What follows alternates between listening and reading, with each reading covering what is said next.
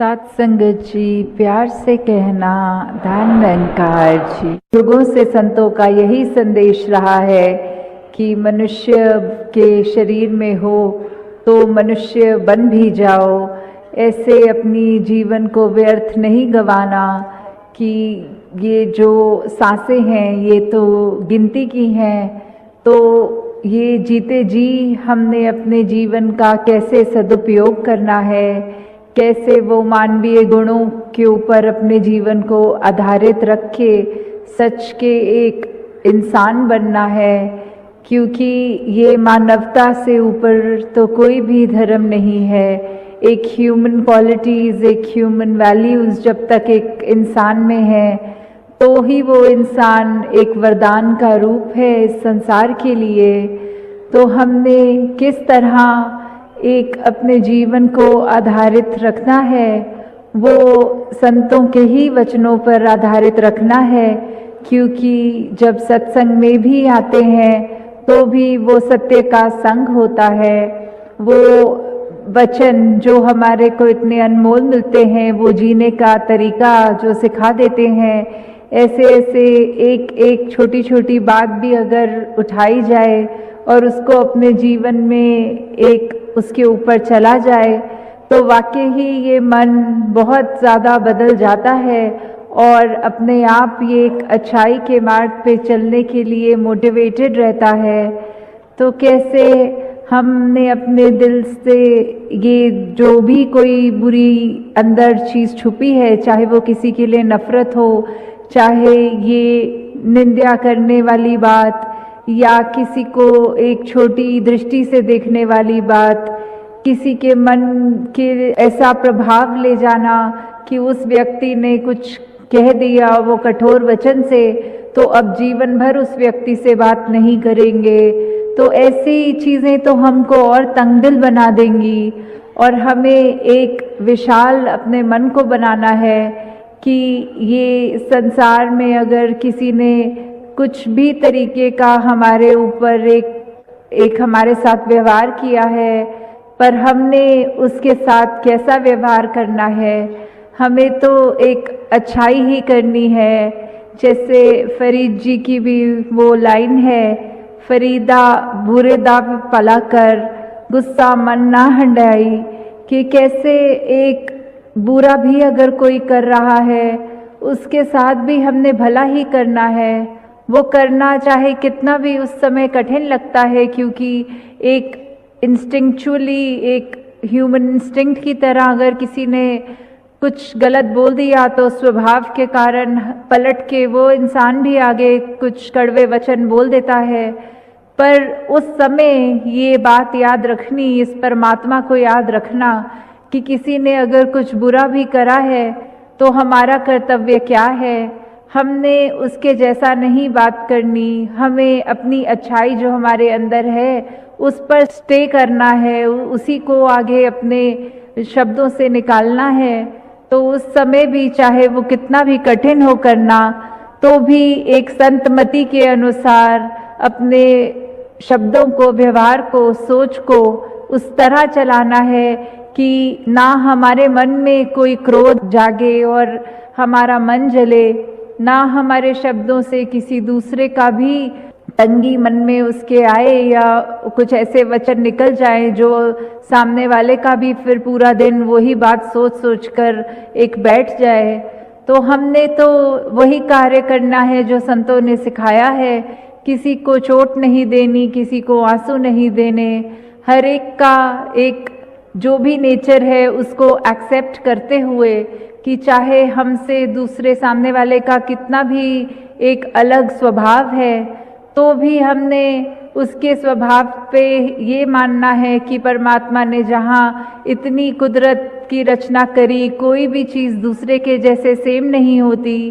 तो चाहे वही बात कि अगर एक सोना भी है, उसको हम चाहें तो अंगूठी बना लें, उसको चाहे तो गले में हार की तरह बना लें, और फिर वही हार चाहे तो पिघला के उसकी अंगूठी बना लें। तो है तो बात वही कि जो एसेंस है, जो मेन है आत्मा, वो सभी में है। और बस आकार चाहे अलग अलग भी दिखते हों इंसानों के, चाहे वो शारीरिक रूप के आकार अलग या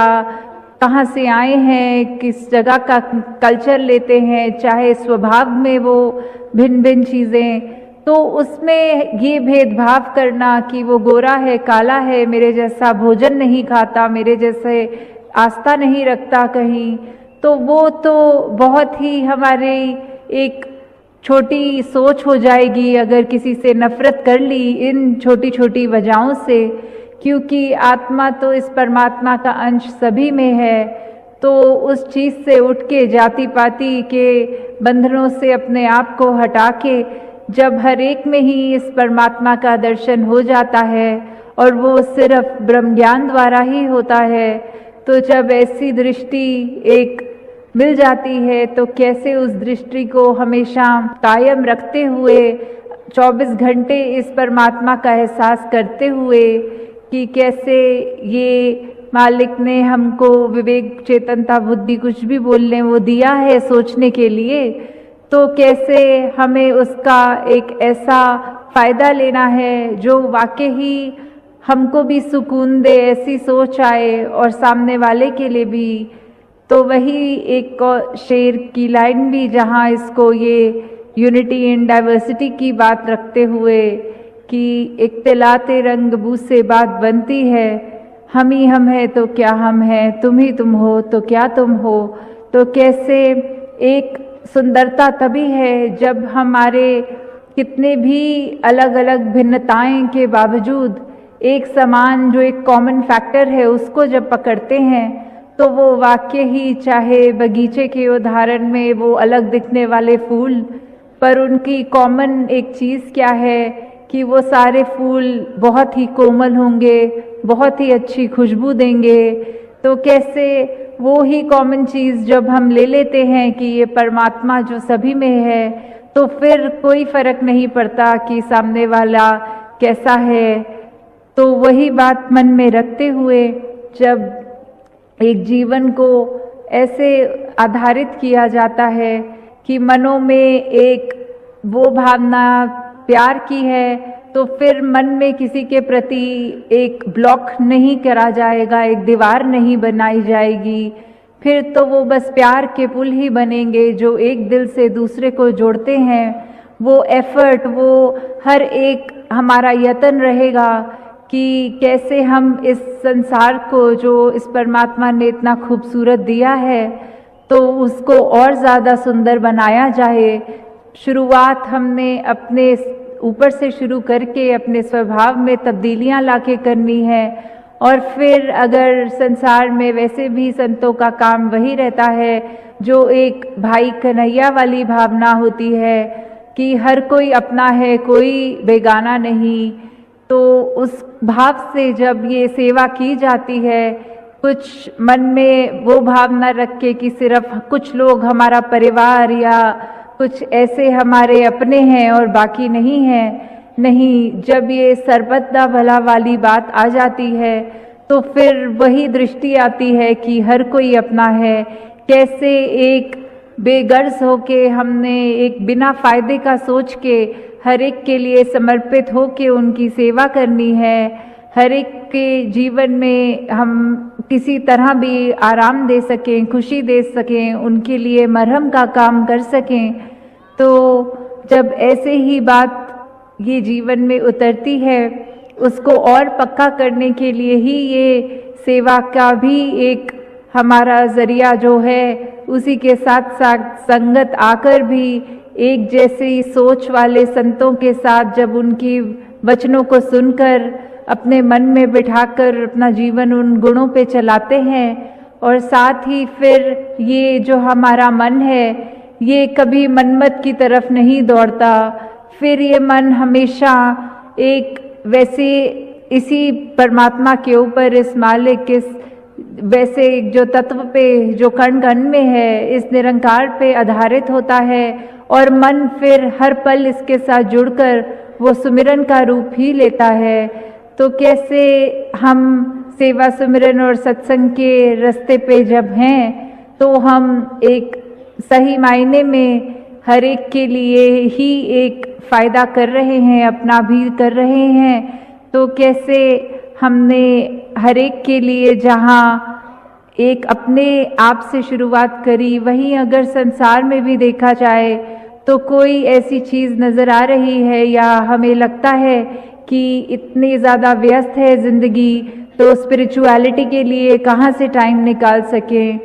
तो वो भी बात आती है कि हम अपनी जीवन में क्या प्रायोरिटी बना रहे हैं। ये तो बहुत ज़रूरी है कि अपने कर्तव्यों को निभाना है, परिवार के हों या कामकाज के हों, उनको छोड़कर भक्ति नहीं की जा सकती, क्योंकि भक्ति तो गृहस्थ में ही की जाती है, अपनी रिस्पॉन्सिबिलिटीज़ के बीच में ही की जाती है। तो वैसे ही हर पल जब हम इस मार्ग पे रहें, अपने सारे इस दुनिया के कामकाज को भी करें, पर उसमें इतना गुम ना हो जाएं कि ये जो असली मूल है, ये जो परमात्मा है, इससे पीछे हो जाएं। तो हमारा यत्न हर समय यही रहे कि अधिक से अधिक इसी के रंग में रंगे रहें, क्योंकि यही एक सच्चा रंग है। बाकी तो दुनिया के रंग सिचुएशंस के हिसाब से कभी कोई रंग हम पर ज़्यादा पक्का हो जाता है, कभी कोई, कभी खुशी, कभी ऐसे हमारे अनुसार कुछ ना हो तो वो दुख वाली फीलिंग भी देता है। तो यही एक रंग है जो सहज रखता है, यही एक रंग है जो एक स्थिर मन को रखकर एक विवेक से काम लेने की बात पे आता है। तो कैसे जब इसके एहसास में रहेंगे तो वो सुकून, वो शीतलता हमें भी मिलेगी और हमसे बाकी भी उस फायदा ले सकेंगे। तो दातार कृपा करे सभी पे कि ये ब्रह्म ज्ञान की जो दात है ये हर एक के जीवन में रहे और ये अपना मुख उजला करते हुए संत अपने जीवन को जहाँ सुंदर बना सकें, एक असली रूप में मनुष्य बन सकें, ये संसार के लिए वरदान बन सकें और हर एक का जीवन एक किरदार ऐसा बन हो कि एक एक महात्मा जो आज आए हैं वो अपने आप में ही स्वर्ग हैं। तो कैसे ये सुंदर सुंदर मन जो सबके हैं ये और सुंदर बनते जाएं और कभी भी मन में नफरतें एक जगह ना बना पाएं, एक तंगदिली नहीं जगह बना पाए। तो दातार कृपा करे सभी पे कि ये ही मार्ग सत्य का जो एक मार्ग असली मार्ग है इसी पे ही सदैव कायम रहें और दुनिया के जो भी प्रभाव हैं उन्होंने तो रहना ही है, बस हमें अपने आप ये सोचना है, ये चूज़ करना है कि हमें कौन सा रंग, कौन सा प्रभाव ग्रहण करना है। तो दातार सभी पे कृपा करे कि ये भक्ति का मार्ग सबका ये बहुत ही प्रबल होता जाए, ये मजबूत होता जाए और हर पल एक भक्ति ही में ही जीवन निकले और कोई भी और दूसरी और नेगेटिव तरीके से या कुछ भी वो सोच ना जाए। साथ संगत जी प्यार से कहना।